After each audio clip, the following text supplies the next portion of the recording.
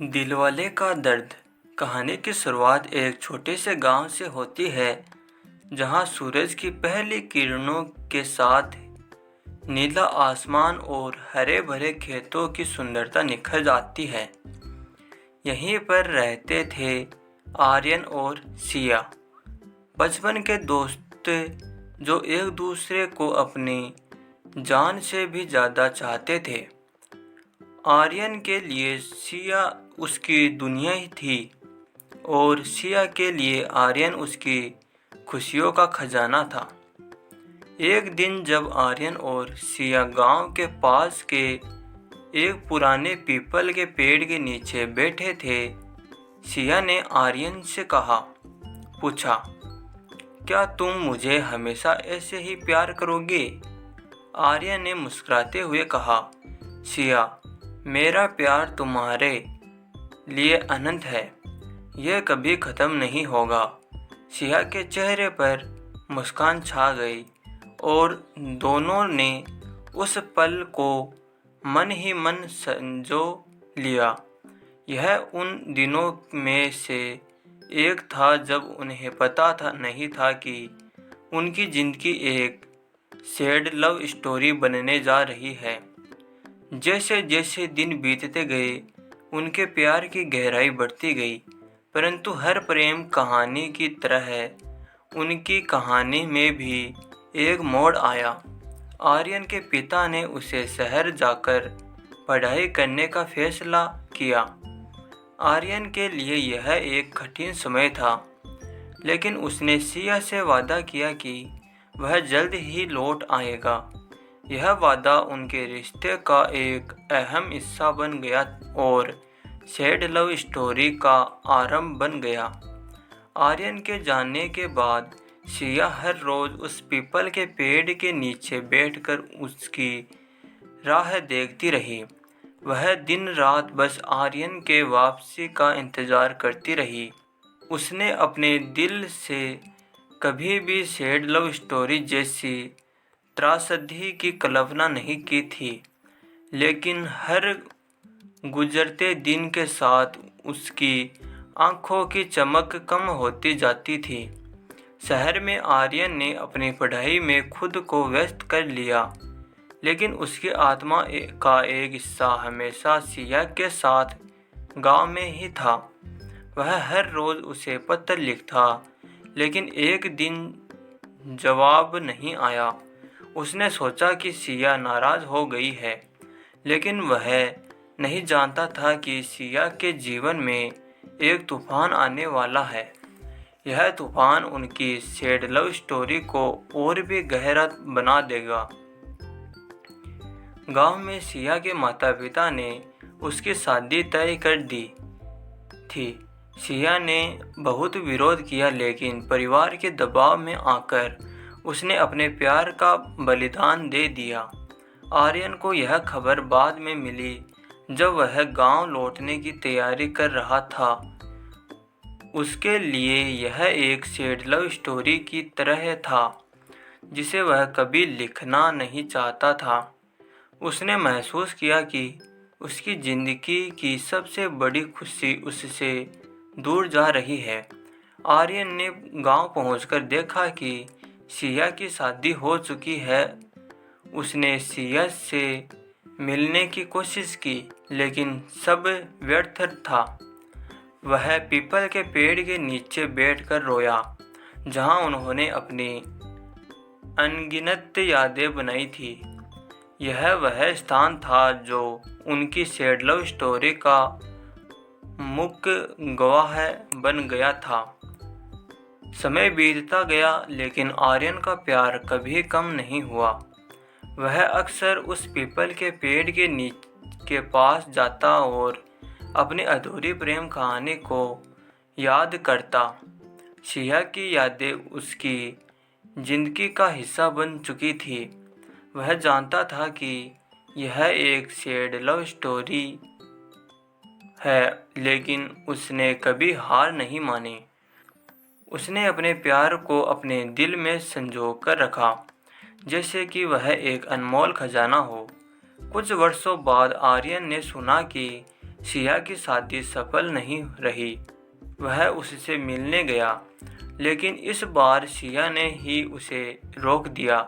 उसने कहा, आर्यन, हमारा प्यार हमेशा अमर रहेगा, लेकिन हम अब साथ नहीं हो सकते।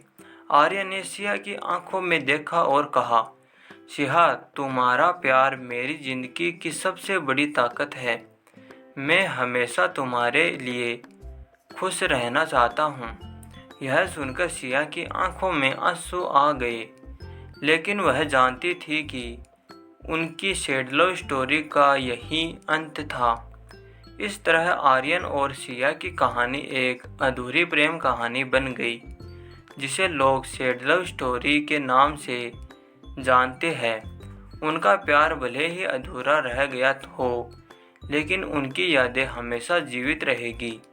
यह कहानी बताती है कि सच्चा प्यार कभी ख़त्म नहीं होता, भले ही परिस्थितियाँ कितनी भी कठिन क्यों न हो। आर्यन ने अपने जीवन को सिया की यादों के साथ बिताने का फैसला किया। उसने उस पीपल के पेड़ के नीचे एक छोटा सा मंदिर बनवाया, जहाँ वहाँ हर रोज आकर सिया के लिए प्रार्थना करता। यह मंदिर उनकी सैड लव स्टोरी का प्रतीक बन गया, जहाँ लोग आकर उनके अमर प्रेम की कहानी सुनते और सीखते कि सच्चा प्यार कभी नहीं मरता। सिया और आर्यन की कहानी एक प्रेरणा बन गई, जो लोगों को सिखाती है कि प्यार की ताकत असीमित होती है। उनकी सैड लव स्टोरी ने कई दिलों को छुआ और यह साबित किया कि प्रेम की यादें समय की सीमा से परे होती है। कहानी का यह अंत सिया और आर्यन के अमर प्रेम की गवाही देता है, जो समय की रेत पर अपनी अमिट छाप छोड़ गया। आर्यन ने उस पीपल के पेड़ के नीचे मंदिर बनवाने के बाद अपने जीवन को एक नया मोड़ देने का फैसला किया। वह वहां हर रोज आता, सिया की यादों में खोकर प्रार्थना करता और अपने दिल की बात करता। गांव के लोग उसकी इस श्रद्धा को देखकर प्रभावित हुए और धीरे धीरे वह एक स्थानीय संत के रूप में जाने जाने लगे। उसकी बातें और प्रेम कहानी लोगों को प्रेरित करती थी, जिससे गांव में एक नया उत्साह भर गया। एक दिन जब आर्यन मंदिर में बैठा था, गांव की एक युवा लड़की नंदिनी उसके पास आई। उसने आर्यन से कहा, भाई, मैं आपकी कहानी सुन चुकी हूँ। यह सच में अद्भुत है। क्या आप मुझे अपने प्यार के बारे में और बता सकते हैं? आर्यन ने नंदिनी को अपने और सिया की प्रेम कहानी सुनाई। उसने बताया कि कैसे उन्होंने बचपन से ही एक दूसरे को प्यार किया और कैसे परिस्थितियों ने उन्हें अलग कर दिया। नंदिनी ने आर्यन की आंखों में सिया के लिए छिपे प्यार को देखा और कहा, आपका प्यार अमर है, लेकिन क्या आप नहीं सोचते कि आपको आगे बढ़ने की कोशिश करनी चाहिए? आर्यन ने जवाब दिया, मैं हमेशा सिया को अपने दिल में रखूँगा, लेकिन मैं जानता हूँ कि जिंदगी आगे बढ़ती है। शायद मैं कभी आगे बढ़ सकूँ, लेकिन सिया की यादें मेरे लिए हमेशा महत्वपूर्ण रहेगी। नंदिनी ने आर्यन की बातों को ध्यान में से सुना और कहा, आपकी कहानी सच में प्रेरणादायक है। अगर आप चाहें तो मैं आपकी मदद कर सकती हूँ। हम मिलकर गांव में एक कार्यक्रम आयोजित कर सकते हैं, जहां लोग प्यार और ईमानदारी की ताकत के बारे में जान सके। आर्यन ने नंदिनी के प्रस्ताव पर विचार किया। उसने सोचा कि यह एक अच्छा विचार हो सकता है। अगर वह अपनी कहानी से दूसरों को प्रेरित कर सके, तो शायद सिया की यादें और भी जीवित रहेगी। इस प्रकार उन्होंने गांव में प्यार का उत्सव आयोजित करने का निर्णय लिया। प्यार का उत्सव गांव में एक बड़ी घटना बन गया और आर्यन और नंदिनी ने मिलकर इसे बड़े धूमधाम से मनाने की योजना बनाई। उन्होंने गांव के हर घर में जाकर लोगों को आमंत्रित किया। उत्सव में गीत, नृत्य और प्रेम की कहानियां सुनाई जाने लगी। यह एक ऐसा मौका था जब सभी ने प्यार की ताकत को महसूस किया। उत्सव के दिन आर्यन ने सिया की याद में एक विशेष पूजा की। उसने सिया की पसंदीदा फूलों की माला बनाई और उसे मंदिर में चढ़ाया। उस दिन गांव के सभी लोग आर्यन की इस भावना को समझते हुए उसके साथ खड़े हुए। जब आर्यन ने अपनी कहानी फिर से सुनाई तो सबकी आंखों में आंसू थे। उसने कहा, सच्चा प्यार कभी नहीं मरता, यह हमेशा हमारे दिलों में जीवित रहता है। उसके शब्दों ने लोगों के दिलों को छू लिया और सभी ने उसके प्रति सम्मान व्यक्त किया। उत्सव के अंत में नंदिनी ने आर्यन से कहा, आपकी कहानी ने मुझे सिखाया है कि प्यार की ताकत अद्भुत होती है, लेकिन क्या आप नहीं सोचते कि आगे बढ़ना ही महत्वपूर्ण है?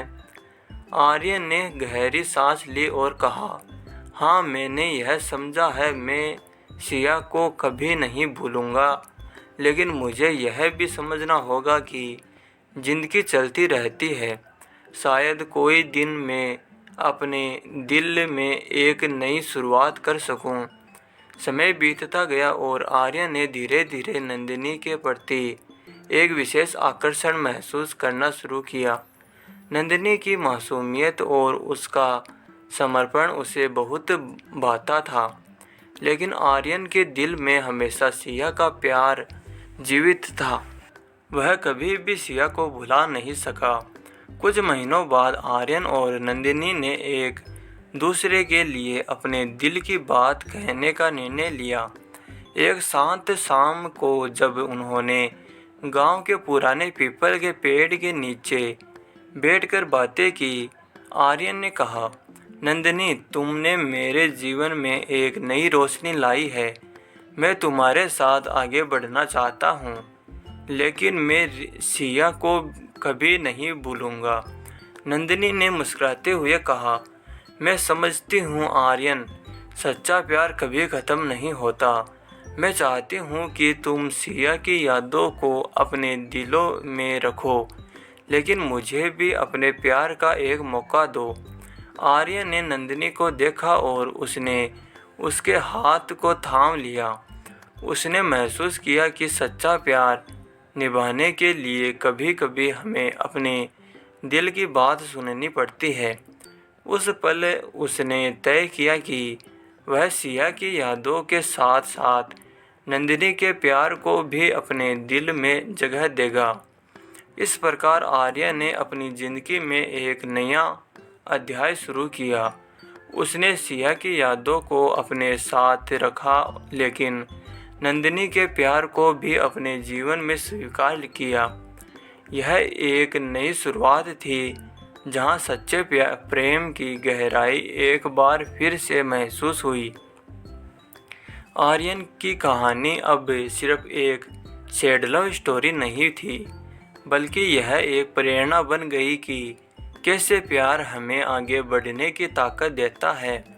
प्यार कभी ख़त्म नहीं होता, यह केवल नए रूपों में बदलता है।